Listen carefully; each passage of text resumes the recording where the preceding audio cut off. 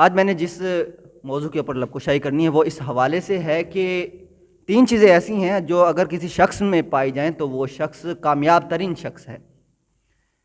اب آپ بھی سوچ رہے ہوں گے وہ 3 چیزیں ایسی کیا ہیں، کیونکہ ہمارے ہاں جو معیار سمجھا جاتا ہے وہ یہ سمجھا جاتا ہے کہ جو شخص پڑھا لکھا ہے، جس نے پی ایچ ڈی کی ڈگری حاصل کر لی یا جو کروڑ پتی ہے، وہ ہمارے نزدیک کامیاب ترین شخص ہے۔ تو حقیقتاً جو کامیاب شخص ہے، جو حدیث شریف میں نے ہمیں بیان کیا، جو رسول اللہ نے ہمیں بیان کیا، وہ شخص کون سا ہے؟ تو آئیے حدیث شریف کی روشنی میں جانتے ہیں۔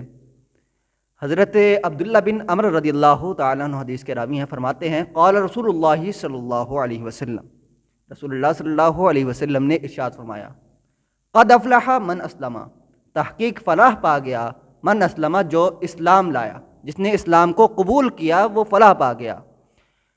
پھر دوسری چیز جو بیان فرمائی رسول اللہ نے، وہ کیا بیان فرمائی؟ رسول اللہ نے فرمایا وَرُزِقَ کفافاً، اور جس کو رزق دیا گیا اس کی کفایت کے مطابق، بقدر کفایت جس کو رزق دیا گیا وہ شخص بھی کامیاب ہے۔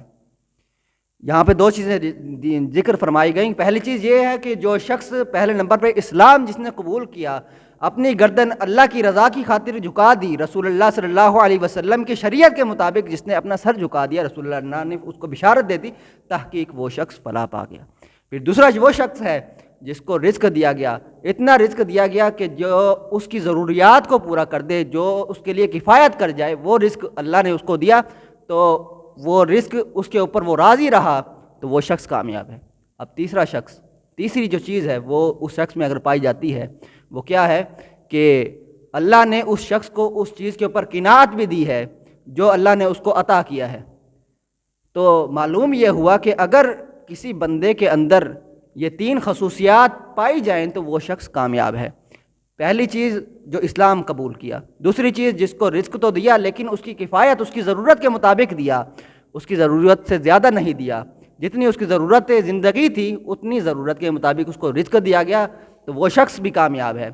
تیسری چیز جس کے اندر پائی جاتی ہے کہ اللہ نے جو اس کو تھوڑا مال دیا یا زیادہ نہ مال دیا، وہ اس کی رضا کے اوپر راضی رہا، تو تحقیق وہ شخص بھی فلاح پا گیا۔